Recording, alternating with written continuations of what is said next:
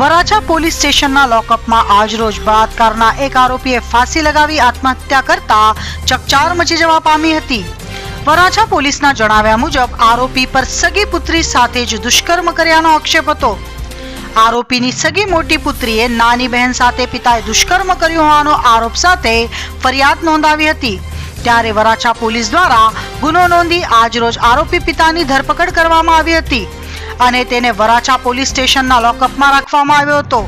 એક તરફ વરાછા પોલીસ ધરપકડ સંદર્ભે કાર્યવાહી કરી રહી હતી, ત્યાં બીજી તરફ આરોપીએ લોકઅપના ટોયલેટમાં શર્ટ વડે ગળે ફાંસો ખાઈ લીધો હતો।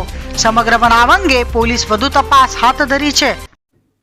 आज वराछा पुलिस स्टेशन में एक दुखद घटना हुई है जिसमें एक आरोपी जो कि पॉक्सो का आरोपी और 376 का रेप का आरोपी है, उसने अपने आप को गले में फांसी लगाकर अपनी जान ले ली है।